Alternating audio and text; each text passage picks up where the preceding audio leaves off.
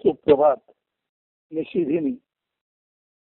आजचं पण शीर्षक आहे वसुधैव कुटुंबकम. संस्कृत सुभाषित आहे, नास्ति चेत विचारेण दोषा को भवतां भवेत, अस्ति चेत समुत्तीर्णा भविष्यत भवार्णवात. त्याचा साधा सरळ अर्थ आहे की अध्यात्मशास्त्र म्हणते वस्तुतः ब्रह्म असे काही नाहीच, परंतु ब्रह्म असे काही नाही असं म्हटलं आणि जरी एखाद्याने ब्रह्माचा विचार केला तरी त्यामुळे कोणताही दोष पाप अशा माणसाला लागत नाही. उलट पक्षी असा माणूस ब्रह्माचा विचार करता करता करता इतका व्यापक हृदयाचा बनतो की त्याला अनायासे वसुधैव कुटुंबकम या शाश्वत सुखाच्या अनुभवाची प्राप्ती स्वतःच्याच हृदयातून होऊ शकते. अशा अर्थी म्हटलेलं आहे, ब्रह्म नाही जरी ऐसे अध्यात्मशास्त्र वदत असे, तरी त्याचे चिंतन करिता दोष किंचितही न येत असे. परी विचारांती जर ते असे तरी अनायासे भवसागर पार होता येत असे.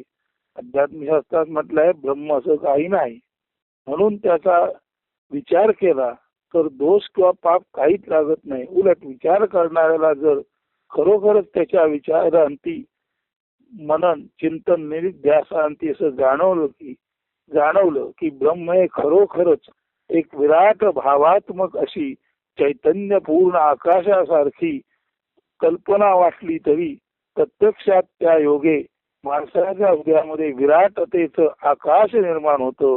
असं जर चिंतनाद्वारे विचाराद्वारे एखाद्याला आढळलं तर तो आणि त्याच्या संगतीत आलेले सर्वच भवसागर पार होऊ शकतात.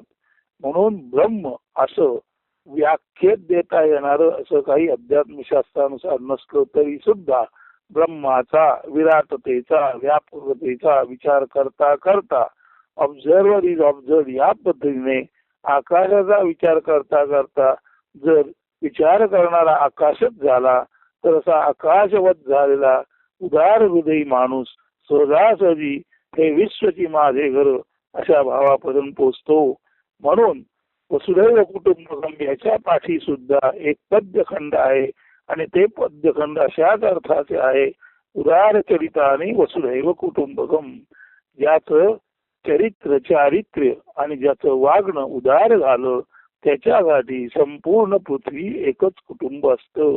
आणि असा जर कुणाला नसलेल्या ब्रह्माचा विचार करता करता सुद्धा असा जर कुणाला वैश्विक भाव प्राप्त झाला तर अध्यात्मशास्त्रानुसार ब्रह्म असो किंवा नसो त्याचा विचार करण्यामध्ये कोणताही दोष तर येतच नाही.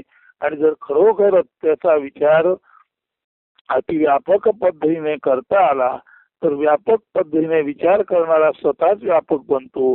विराटाकडे लक्ष जाते जाते तो स्वतःच विराट बनतो. आणि अशा विराट माणसाकडे लक्ष देता देता जे त्याच्या आजूबाजूचे लोक विराट हृदयी बनतात तेही खऱ्या अर्थाने या विश्वामध्ये स्वतःचे आणि इतरांचे कल्याण साधून देणारे, स्वतःला आणि इतरांना मोक्ष देणारे मोक्ष भोगते आणि मोक्षदाते गुरु सारखे काम करतात. म्हणून पुन्हा एकदा नीट ऐका, नास्ति चेत विचारेण नास्ति चेत विचारेण दोषा को भवतां भवेत, अस्ति चेत समुत्तीर्णाम भविष्यत भवार्णवात. ब्रह्म नाही जरी ऐसे अध्यात्मशास्त्र वदत असे, तरी त्याचे चिंतन करिता दोष किंचितही न येत असे. परी विचारांती जर ते असे तरी अनायासे भवसागर पार होता येत असे.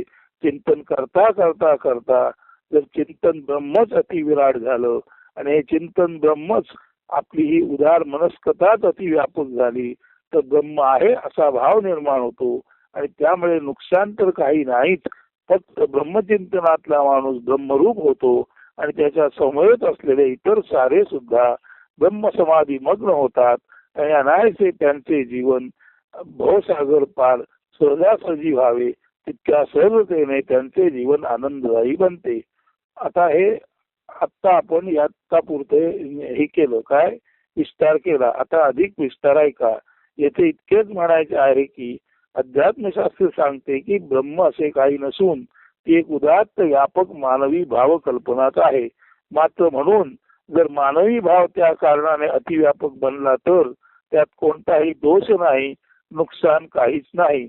उलट पक्षी अतिव्यापक खरे तर सर्व व्यापक चैतन्यच आपण आहोत असे जर ब्रह्मचिंतनात असताना जाणवले तर असा मानव सर्व समावेशक, समत्वपूर्ण, भेदाभेद रहित, विश्वकरुणाप्रेमाने भरलेला, सार्ध अंतःकरणाचा व सहज सुख दुःखातीत बनू शकतो. त्या कारणाने तो तर सहजासहजी उत्स्फूर्त आनंदी जीवनाची प्राप्ती करू शकतो. खेरीज त्याच्या सत्संगतीत आलेल्या इतरही अनेकांना तो भवसागरातून पार होण्यास, उत्तम गती प्राप्त करून देण्यास सहाय्यकारी, दिशादर्शक गुरुसम मित्र ठरू शकतो. असा माणूसच भूता परस्परे जरो मैत्र जीवांचे किंवा हे विश्वची माझे घर यासारख्या उत्स्फूर्त वैश्विक भावाची अनुभूती घेऊन त्या मार्गावर इतरही अनेकानेकांना अहंकार शून्य बनवून संगतीद्वारे त्यांची जीवन नौका सुरक्षितरित्या भवसागर पार नेण्यास उपकारक ठरतो. असा तो ब्रह्मभावी मोक्षदाता गुरुच ठरतो सर्वांसाठी. खरे तर ब्रह्म याचा अर्थ आहे विराट, अतिशय किंवा निरतिशय व्यापक, की ज्यामध्ये सर्व भूत मात्रांचा सहर्ष सप्रेम स्वीकार केला जातो. अशा जर कोणी माणूस ब्रह्मचिंतनात खरोखरच वैश्विक बनला तर त्यात दोष नुकसान काहीच नाही. उलट पक्षी त्यात संपूर्ण निसर्ग जीवसृष्टीचे कल्याणच सामावलेले असते. हृदयाची निरतिशय विराटता, सर्व मित्र किंवा विश्वमित्र भाव हाच विश्वाचा जतन, संवर्धन व शाश्वत मूल्यांची व्यवस्थित जोपासना करण्याचा भाव नव्हे का? मग अशा ब्रह्मचिंतनात तोटा, दोष, नुकसान तर काही नाहीच नाही. झालाच तर सर्वांचाच सर्वांसाठी सर्वांकडून शाश्वत सुखाप्रती घडलेला दैवी प्रवास असेच या ब्रह्मचिंतनाचे किंवा असेच या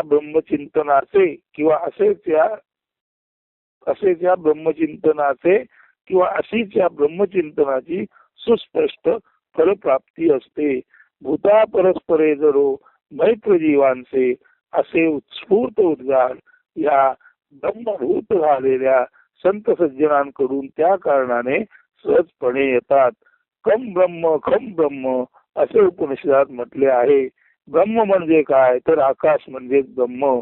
सारांश आकाशासारखे व्यापक, उदार, सर्वसमावेशक आणि संपूर्ण चैतन्य ज्ञान आणि संपूर्ण चैतन्य घन म्हणजे चित घन, ज्ञान घन, सद्घन.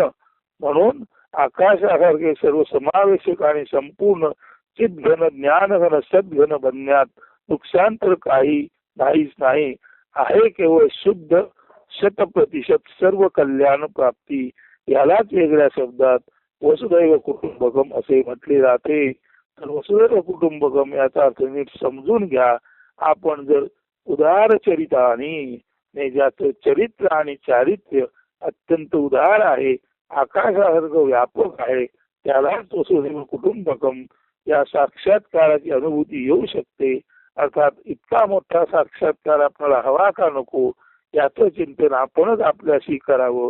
आपल्या माथी मारण्याचा येथे काहीच प्रयत्न नाही, परंतु मोठा बनण्याची प्रेरणा निर्माण होते आणि अशी व्यापक बनण्याची प्रेरणा ज्याच्यामध्ये निर्माण झाली त्याच्या संगतीत असलेल्यांना सुद्धा व्यापक बनता येते. म्हणून म्हटलेलं आहे जो आकाशवत आहे तोच परमेश्वर. मग आकाशवत आहे तो परमेश्वर. आकाश तर दिसतो पण प्रत्यक्ष हाती काही लागत नाही, परंतु आकाश दिसतं खरं, ते व्यापक आहे खरं, ते सर्वसमावेशक आहे खरं. भावाच्या पातळीला आकाश आहे, परंतु पकडायला गेलो, चिमटीत धरायला गेलो तर त्याचा अभाव आहे. म्हणजे भाव पातळीला आकाश जे आहे ते प्रत्यक्ष पातळीला नाही. तसाच भाव पातळीला परमेश्वर आहे, तो प्रत्यक्ष पातळीला नसतो. मात्र माणूस भाव पातळीला आणि प्रत्यक्ष पातळीला आकाशासारखा व्यापक असू शकतो. हे आपल्याला ज्ञानेश्वर, तुकाराम आदी कबीरांसारख्या संतांनी स्पष्ट करून दाखवले आहे. त्यामुळे संत भाव पातळीलाही ब्रह्म असतात आणि प्रत्यक्ष मानवी जीवनातही ते ब्रह्मच असतात असा फक्त केवळ ब्रह्मभाव केवळ आणि केवळ मानवालाच प्राप्त करून घेता येतो. तर अशी ही दिव्य ब्रह्मभाव प्राप्ती आपल्याला हवी का नको हे आपण ठरवा. आणि मगच या वसुधैव कुटुंबकम मध्ये सांगितलेल्या निरूपणाच्या दृष्टीने आपणाला काही चिंतन करता आले तर जरूर करा. आपणा सर्वांना सुयश चिंतितो आणि शिवदिन सुप्रभात म्हणून हे निरूपण येथे थांबवतो. अस्तु. धन्यवाद.